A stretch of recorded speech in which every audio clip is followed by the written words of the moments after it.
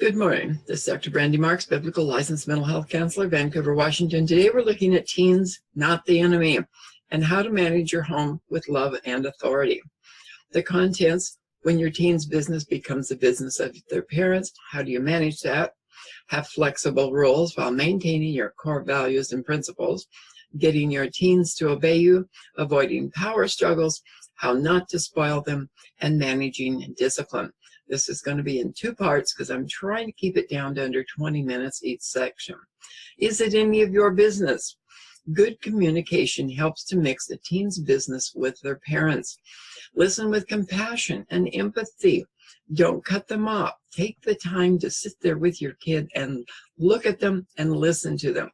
Share your own story only when it's relevant. Make sure it is relevant. You know, kids say, yeah, I know when you were a kid. You say, no, wait a minute. This is I used to tell my son this, my parents never said anything to me about right or wrong, even when they knew what I was doing was wrong. And it would have been really helpful a couple of times at least to have known that I was getting myself into a whole lot of trouble. Maybe I wouldn't have listened, but at least I tell them now, at least you're going to know that I gave you some good advice, whether you listen to it or not. Giving them that brief explanation, they are more likely to listen to me. Always be honest with them. Don't become a prosecuting attorney with questions and accusations. Listen, paraphrase, look at them when you're talking to them. Turn off the TV, whatever, and seek understanding so they want to share their business, what's going on in their lives with you. Okay, when they're making mistakes, they learn best from their mistakes, as long as they're not immoral, illegal, or life-threatening, of course. So set firm limits on these types of behavior. Discuss them with your kids. Don't, okay. What you can say to them is, honey, I don't agree with your choices, but if that's what you want, then I'll support your decision 100%, as long as it's not illegal, immoral, or what I believe is life-threatening. Those I can't live with. Don't teach your children according to what the neighbors might think. It should be, are they pleasing God in their behavior? Instead, teach them to obey God and first consider what He might think of their choices. Now, when Jesus was still a child, He was 12 years old, not old enough to enter the ministry. In his exuberance, He tried to do things on His own. He was 12 years old. You can read the story in Luke chapter 2, verses 40 to 52. It's an interesting story.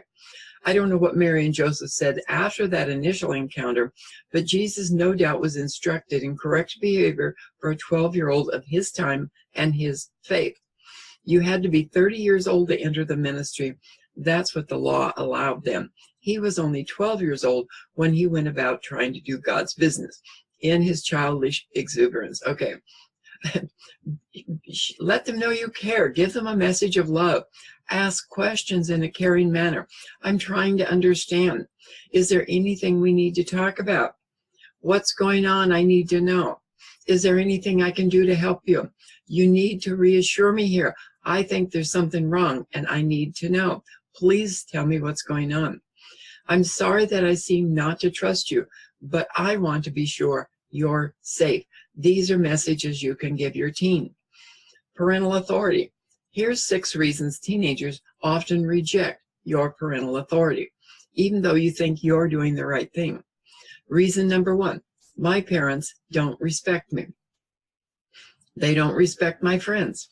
So be courteous to their friends and show respect for their choices, unless they're illegal, immoral, or life-threatening. Talk about these choices with them. Even my adult son has people in his life I don't really care about, but I will do my best. I tell him, I don't really like this guy or whatever, but I will do my best to respect them as long as you're in the house and your friends are coming over. However, as long as their actions are not illegal, immoral, or life-threatening to you or anyone else in the home. I'm not allowed any decisions. You hear teenagers say that a lot. Give them guidelines, but let them choose. Remember when they were younger, you let them make choices? I have no privacy in my own home. Knock before you enter the room. Give them privacy for phone calls. Reason number 2, my parents never listen to me. Listen to what they have to say. Sit with them, stand with them at eye level. Listen to what they have to say. Look at them. Turn off the television or your own computer. Paraphrase and ask questions. My son is an adult, but when he comes downstairs, I will put my TV on pause because I watch Netflix, so I can. A lot of you have other means that you can pause, so you give your child attention. Paraphrase, ask questions for understanding. How well do you know this person? What is he or she like? Never give advice. Instead, help them find their own solutions that you've been doing in the past, of course. What would you like to see happen here? What kind of potential problems can you foresee? Come on, I'm not trying to nitpick this. I just want to know that you understand so you know how to guide your life correctly. What do you think is a good solution here? I'd like to hear your ideas. These are all things you can say to your child, your teenager. My parents are totally inflexible is the other one. Rigid. Okay, admit you might be wrong. Admit they might be right. Okay, maybe I'm wrong here. You might be right. Let's talk about it and then listen. Make some changes in yourself. Don't expect them to change first. You be more flexible. Ask for forgiveness when you screw up. Guess what? Parents don't have all the answers all the time. God does, but they must want to listen. You can say, you know, this is what the Bible says. I have an unbelieving son. I have a believing son.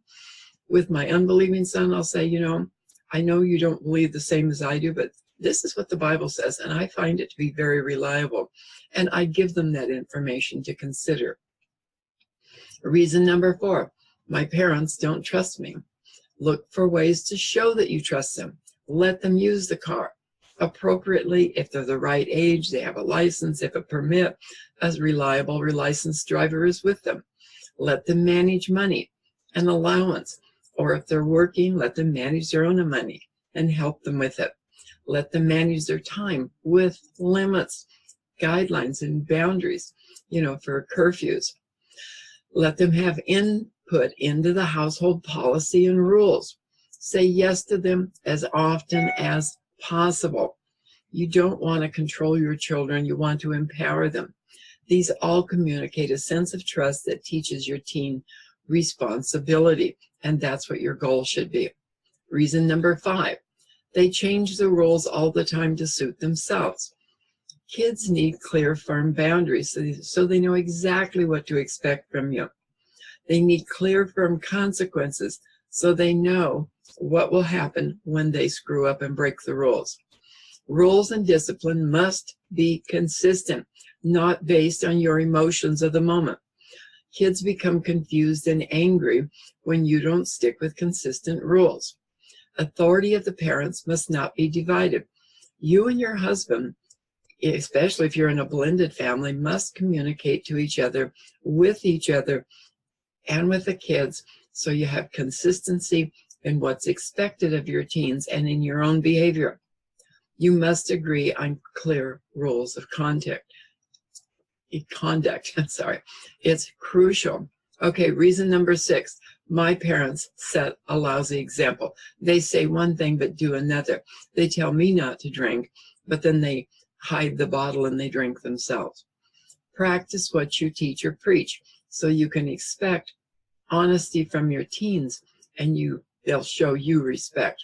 If you're a hypocrite, they're going to disrespect you. If you set rules for the home, follow them yourselves. Ask yourself, are my words and actions what I want to see and hear coming from my children?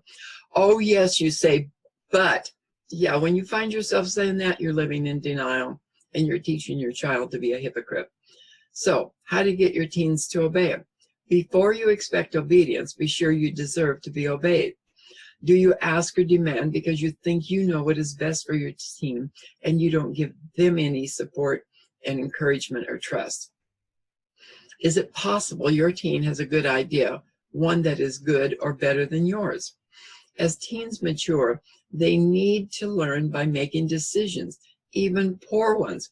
Let them learn from their mistakes, hopefully not illegal or life-threatening ones or immoral ones. That's why you have conversations with your teens and you listen to them. and ultimately let them make the wrong mistake, the wrong choice, and make the mistake so they learn from it.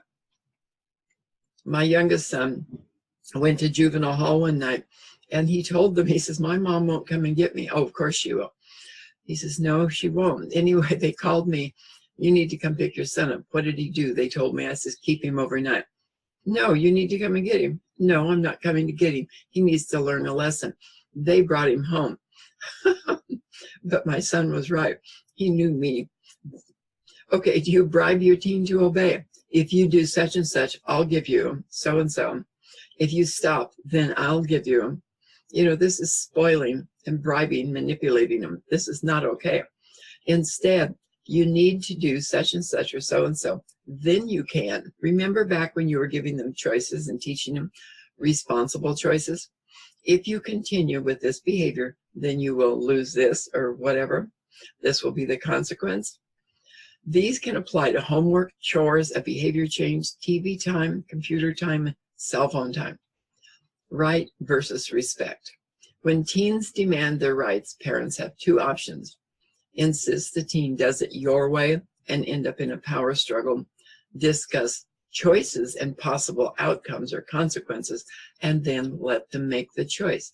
If it's not illegal against social laws, not immoral against God's laws, not life-threatening drugs and guns.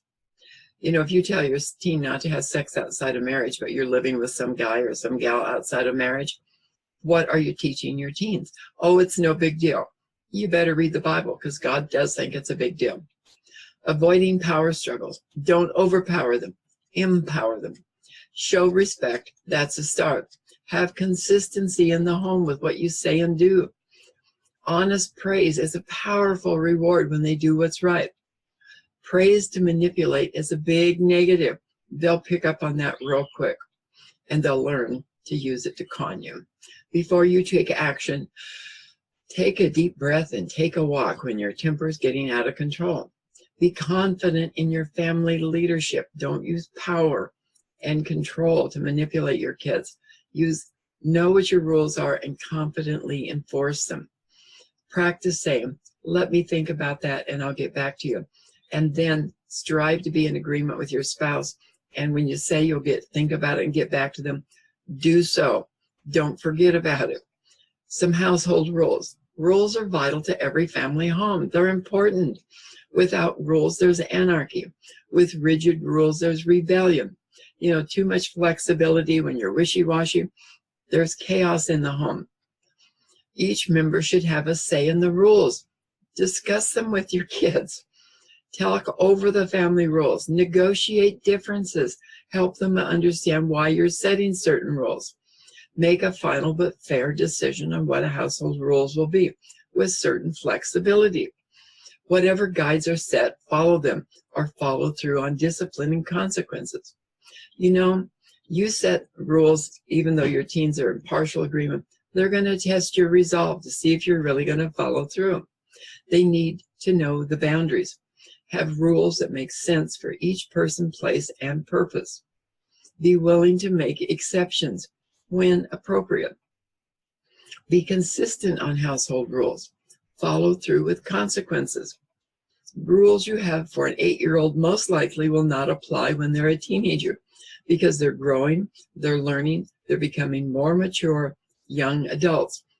And so the rules will be more flexible. Okay, learn to trust your children. Ask their advice even when it's not needed. Say, what do you think about this? What do you think we should do with here?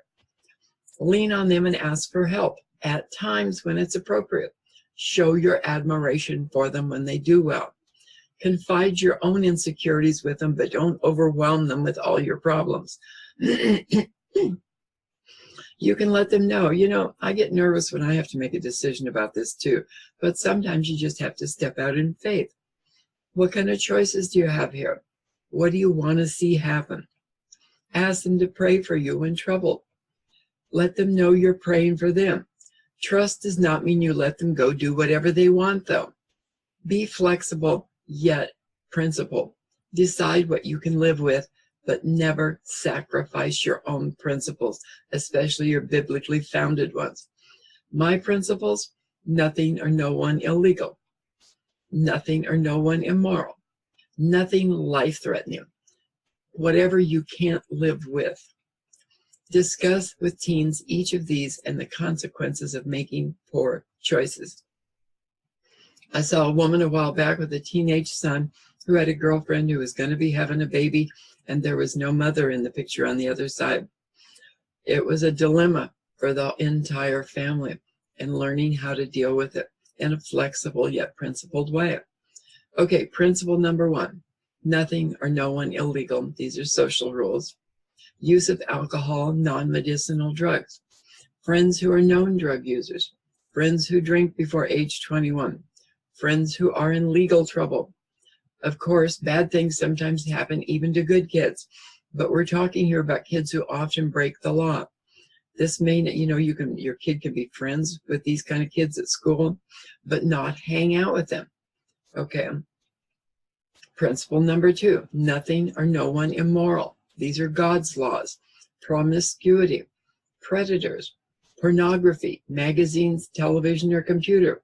If you're involved in pornography and your kids are too, what are you teaching them? Come on, we know what the Bible says about this. Violence towards other people. It's hard to find a show or music today that doesn't have some kind of sex or violence.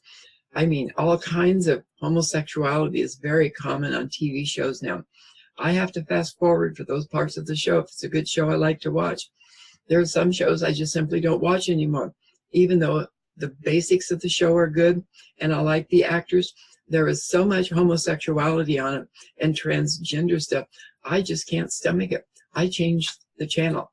That's my personal stuff based on what I personally believe the Bible says.